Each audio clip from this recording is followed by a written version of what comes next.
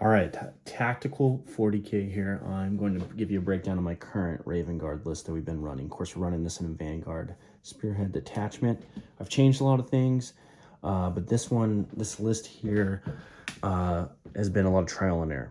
There's some things that I had that I was doing a lot better with Horde armies, that I was doing a lot better with certain armies that didn't have, beefier units. Once I encountered a lot of those armies, it made me kind of go back to the drawing board, keep some aspects of the army that I had, but change a little bit, and I'm happy with what I have here. Maybe I change. There's a couple units that I swap in and out of, but for the most part, this is my army. I do have the X Factor, which is this guy. I have him written in the list, but I've kind of been taking scouts instead of him. I could go either way, but anyway, if we go through it real quick, we'll start from right to left here. We have the old Storm Hawk or whatever, Storm Speeder with the last cannon. It gives you the +1 to wound, the Thunder Strike.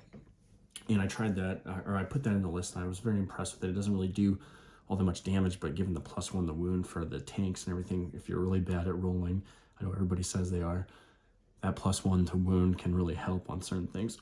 Excuse me.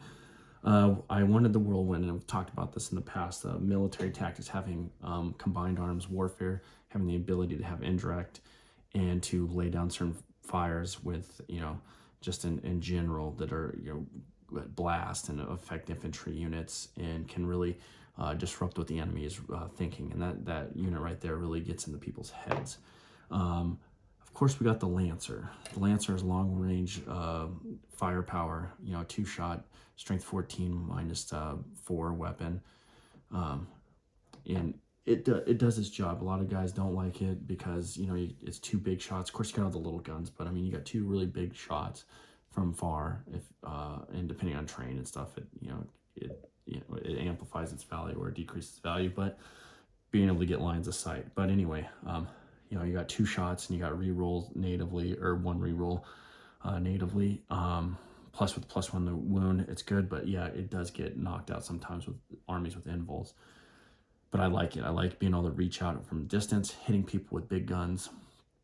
And people aren't, there's some people that understand its firepower and how dangerous it can be. But a lot of people discount it nowadays.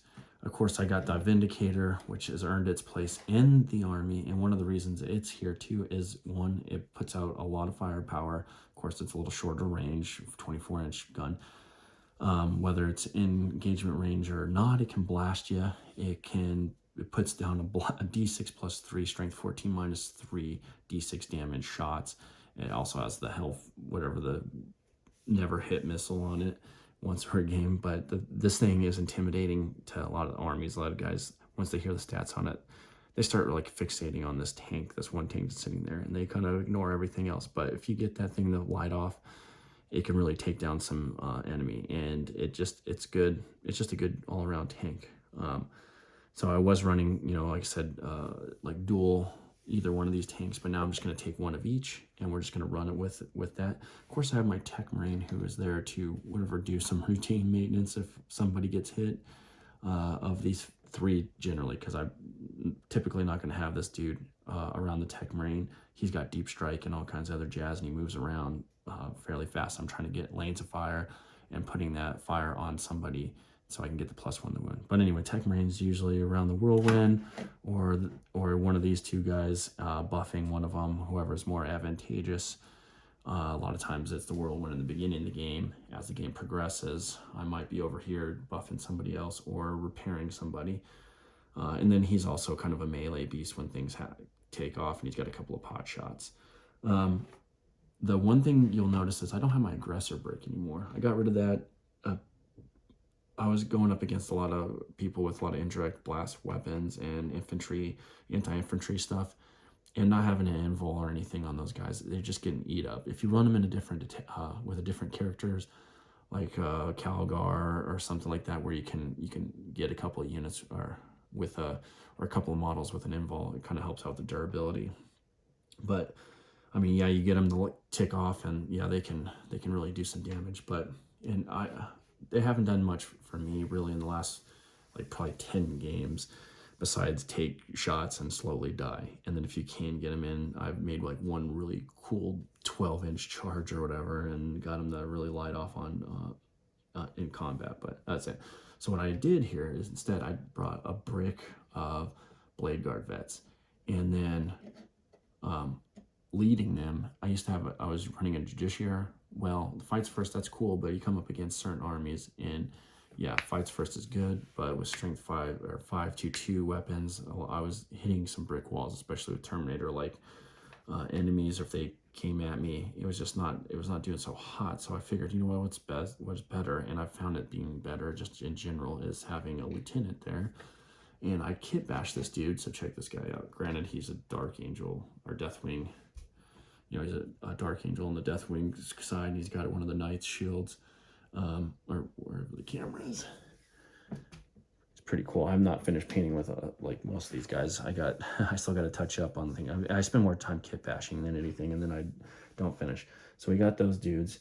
Of course, we're led by Shrike. I got him right here, and Shrike is a scoring unit in this outfit. He can do a few things. He can be like an assassin, but he scores points.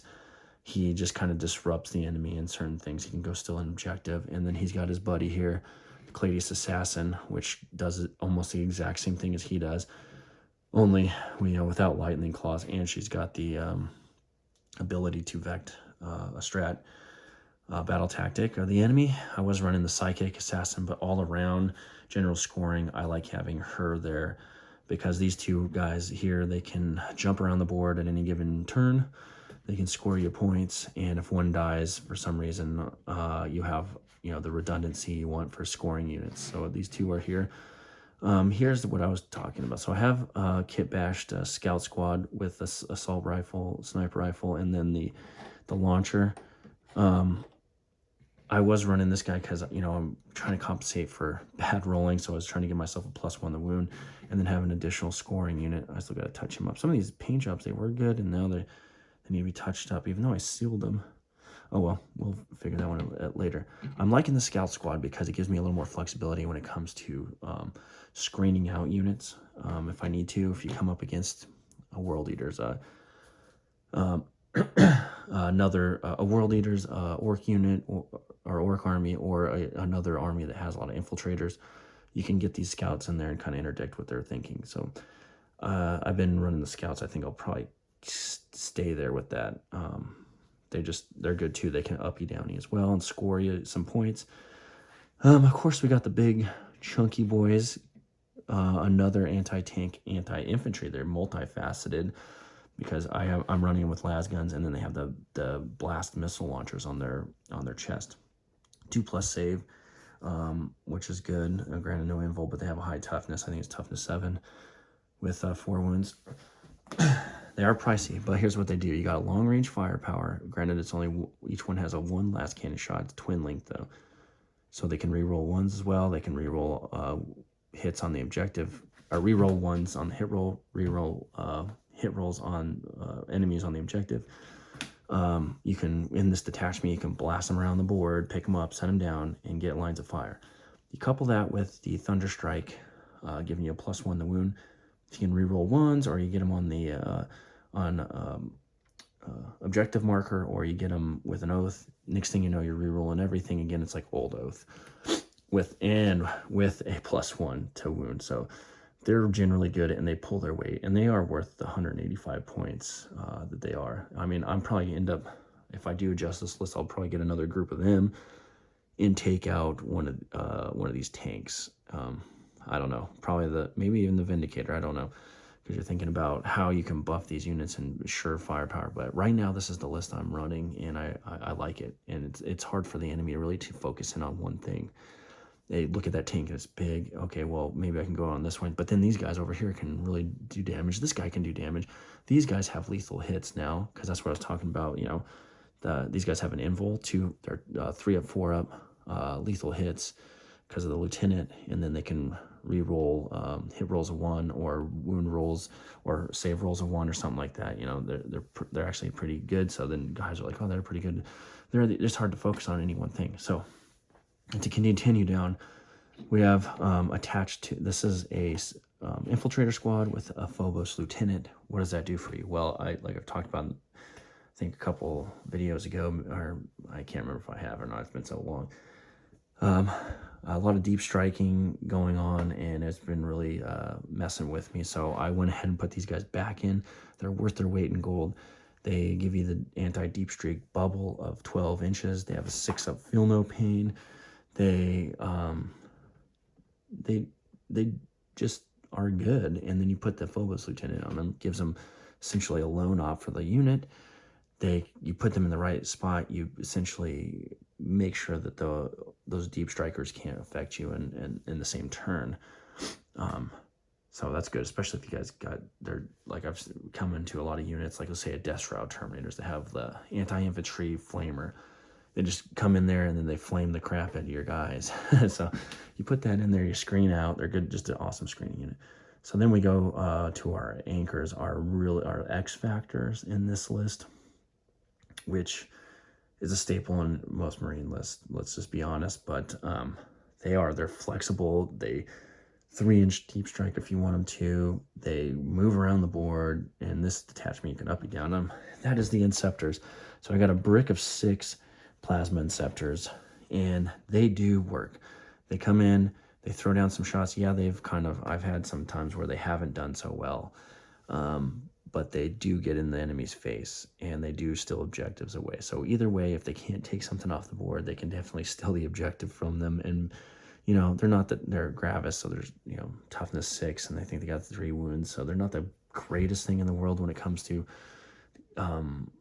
longevity on the board, because they don't have an invul, but they do have twin link plasma guns. They do have the assault. They are pistols. It's pretty crazy. So then over here we have my kit bash version of, which I'm still in the process of putting some finishing touches on, the kit bash version of the Bolter Inceptor. So I got 1 squad of them, and they do good for just knocking off chaff units in the backfield, or even in a midfield objective if somehow they got an infiltrating unit there. But usually you don't do that. Usually I'm putting them in the backfield, taking some chaff units out, taking an objective back there, or amplifying these guys. If I know, like I played last game against Death Guard, there was a unit of dudes there, and I just really need to take them off, so I threw the plasma down, and I threw them down, and luckily I did, because that sustained 2 on the bolters, and 2 damage is pretty good, and it cleaned up the threat with the plasmas. You'd think 6 plasmas on hazardous could do it, but when you're coming up against an army with a lot of invuls, it can be tough. So you have anyway, I don't want to get too much into that, because a lot of times you won't have to deal with that. Sometimes you'll be with like orcs or whatever. You have some larger units or termagants or whatever. These guys with the sustain 2, 3 shots apiece, strength 5, -1, 2 damage. It does work. What this list is non-conventional. As you can see, it's not the typical Marine list, even in a Vanguard sense. Of course, a lot of people run Ultramarines, but what it does is this has every element that I want in a military style army. I have heavy support, indirect fire, heavy support, things that amplify the army, all units, which is that thing that gives you +1 to wound against enemy monsters and vehicles, and it runs around the board and can take objectives as well. Has a couple of shots on it. I have support for that, logistical support is what I'll call that. That's my Tech Marine. I have guys that are holding the main board, that are taking objectives and able to slay dudes, and that's my Blade Guard vets there. I have scoring units, guys that are basically my recon units, which are going over there, and they can take out small units. He can precision people. She can do different actions in these 3 units here. And then I have also heavy infantry support, which also is anti-vehicle, anti-infantry. I have guys that are holding our backfield, basically are holding our HQ. And then I have maneuver elements that are moving around the board, really getting in the enemy's face and providing problems for them to deal with. So I have, my other list was almost undefeated. I lost once, but it was against an army that the guy was playing them completely wrong. But this list so far, even against a guy that's playing some of his guys completely wrong, I was able to beat him and frustrate him where he called the game in round 3 because he saw where it was going. But so far, I haven't lost a game yet with this list. I'm sure there's ways around it. I haven't played, all the armies, so I've played a lot of armies around here. But it is a fun list. I was kind of getting a little bit stagnated on some of the way I was playing with the other list. This one's fun. It's got everything that I want so far. And that, not to say that I won't change it up a little bit, but for right now, this is my list. I would take this to a tournament and I would have a good time. And I think I could do some damage and really get into the places. Of course, you can critique it. And I know some people will say, well, the aggressor brick was really good, or this unit here is not that great. Well, look, I'm doing well, and I'm not running Ultramarines. I'm running Shrike, Daddy. I'm running an actual Ravenguard list. You got, the Corvax rule, hit and pull back and hit. So I got these guys fast attack, going in there, doing stuff. I got support. I've got, I've got the shadowy warriors, and it's about as fun as I can get it at this moment. Of course, stay tuned because we have our Dark Angels list. So I'm taking them tomorrow to a 1,000-point list to a small tournament. And then I'm also building Custodes army now. So we got this. I got to finish painting these guys, obviously. And then these guys are obviously part of my Dark Angels list as well. Not the 1,000-point, but just my overall list. But anyway, hope you enjoyed this. Gives you some ideas of maybe what you can do, like with the Ravenguard list. And you can be able to be competitive and run Shrike. Anyway, talk to you later. Peace.